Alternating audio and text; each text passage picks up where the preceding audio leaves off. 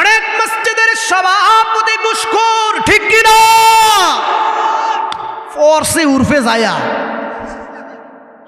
অনেক মসজিদের কমিটির ভাইরা সুদখোর, ঘুষখোর, জেনাখোর।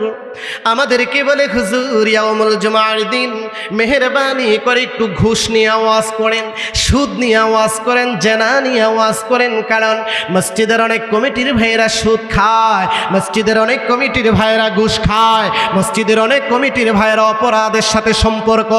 আমাদেরকে দিয়া কেন আপনি উস ভাঙান? কারণ পুরো সমাজবাসী মিলে এই সুদখোর, ঘুষখোর, গাঁজাখোর তাদেরকে মিলাইয়া ঝিলাইয়া মসজিদের কমিটি বানায়া দিছে। এরপরে সমাজের মধ্যে আছে ঘুষ। আজকে যদি ঘুষ না দেওয়া হয় বিচার পায় না। শুধু তাই নয়, বড়লোক বেড়ায় একটা বেনসন সিগারেট দিয়ে দিছে মাতবর সাহেবের। মাতবর সাহেব বেনসন সিগারেট নিয়ে বাড়িতে টানেন আর চিন্তা করেন বিচারটা কোমর দিকে যায়। মাতবর সাহেব সিগারেট একটা ধরায়া বলে, আমি যদি তার পক্ষে রায় না দেই কেমন হয়ে যায়। এই মাতবর সাহেব বিচারের আসনের মধ্যে বসে যায়। অন্যায় অপরাধ যে করল তার পক্ষে রায় দিয়া গরিব অসহায় ব্যক্তি যে নাই বিচারে পাওয়ার প্রাপ্য সেই ব্যক্তির উপর জুলুম করলো। এই গরিব ব্যক্তি গভীর রজনীতে আরামের ঘুম হারাম করে তাহাজ্জুদ নামাজ পড়ে আল্লাহর কাছে দুইটা হাত তুলে বলে, রব্বে কারীম, আলেম উলামারা বলেছে আলাইহিসসাল্লাহু বিআহকামিল হাকিমিন, তুমি নাকি নাই বিচারক, তুমি নাকি শ্রেষ্ঠ বিচারক রব্বে কারীম। আজ আমি অন্যায়ের কাছে হেরে গেলাম, আমি অপরাধ না করে অপরাধী হয়ে গেলাম রব্বে কারীম। এই গভীর রজনীতে সবাই ঘুমায় রইল, আমি আমার দুইটা হাত তুলে তোমার দরবারে বাড়াইয়া দিলাম, রব্বে কারীম মেহেরবানি করে আমার মুনাজাত কবুল করে নাও। আবার আল্লাহ ডাক দিয়ে বলে, আমার বান্দারে কাঁদিস না, কাঁদিস না, কাঁদিস না। ন্যায় বিচার পাওয়া থেকে তোরে যারে বঞ্চিত করেছে, একটা বেনসন সিগারেটের বিনিময় 5,000 টাকার বিনিময় 10,000 টাকার বিনিময় আমি আল্লাহ রাব্বুল আলামিন আহকামুল হাকিমিন এমন রোগ দিয়া দিমু, সারা জীবনের ঘুষের টাকা একত্রিত করলে, সারা জীবনের সুদের টাকা একত্রিত করলে, সারা জীবনের দুর্নীতির টাকা একত্রিত করলে একটা ইনজেকশনের দামও বানাইতে পারবে না। জোরে কোন ঠিক কিনা? সমাজে ঘুষের বিচার আছে না নাই? অমুসলমান চিল্লায় বলো আছে না নাই?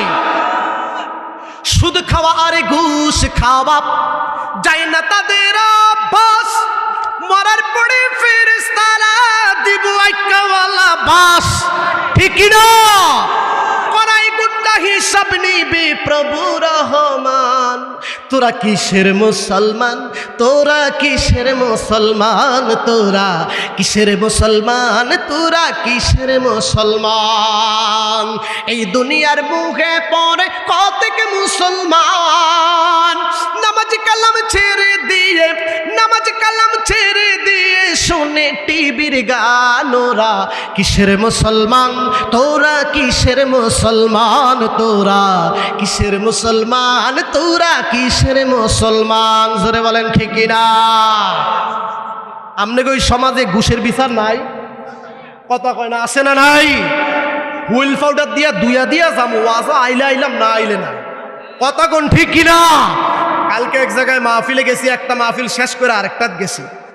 আমি জানি ঘুষের ওয়াজ আর সুদের ওয়াজ টান দিছি, তাও আবার মসজিদের ভিতরে বইয়া। তার কারণ হল অনেক মসজিদের সভাপতি ঘুষখোর, ঠিক কিনা? ফোর্সে উর্ফে যায়া অনেক মসজিদের কমিটির ভাইরা সুদখোর, ঘুষখোর, জেনাখোর। আমাদেরকে বলে হুজুর ইয়াউমুল জুমার দিন মেহেরবানি করে একটু ঘুষ নিয়ে আওয়াজ করেন, সুদ নিয়ে আওয়াজ করেন, জেনা নিয়ে আওয়াজ করেন। কারণ মসজিদের অনেক কমিটির ভাইরা সুদ খায়, মসজিদের অনেক কমিটির ভাইরা ঘুষ খায়, মসজিদের অনেক কমিটির ভাইরা অপরাধের সাথে সম্পর্ক। আমাদেরকে দিয়া কেন আপনি উস ভাঙান? কারণ পুরো সমাজবাসী মিলে এই সুদখোর, ঘুষখোর, গাঁজাখোর তাদেরকে মিলাইয়া ঝিলাইয়া মসজিদের কমিটি বানায়া দিছে, ঠিক কিনা? আম করে হুজুর আপনারা একটু ওয়াজ করে দিন সুদ ঘুষ নিয়া, আম করে দিয়া ওস ভাঙ্গা। আপনারা বেকে মিল্লা মসজিদের সভাপতি দিছে ঘুষখোর। কিরে বাবা, কথা কোন ঠিক কিনা? মসজিদের সভাপতি দিছে সুদখোর, মসজিদের সভাপতি দিছে কথা কোন ঠিক কিনা? আর আমাদের হুজুর একটু সুদ ঘুষ নিয়ে ওয়াজ করেন, শয়তানে লারে চাকরিটা আড়াইতাম বিল্লাহ। কথা কোন ঠিক কিনা? এই সমস্ত লোক আছে না নাই?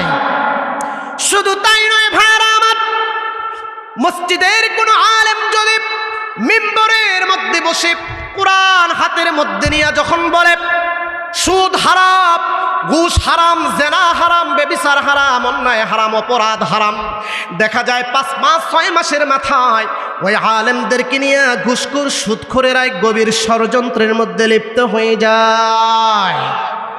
আমি কি ঠিক মতো কইতাছি না ব্যাঠিক কইতাছি? আপনি কইলেও ঠিক, না কইলেও ঠিক, কারণ আমি তো মসজিদের ইমাম। কথা কোন ঠিক কিনা? আপনি কইলেও ঠিক, না কইলেও ঠিক, কারণ আমি তো ইমাম। আমি তো জানি কি অবস্থা যায় সমাজের মধ্যে যখন ওয়াজটা কারোর উপর পইরাই বয়। কথা কোন ঠিক কিনা?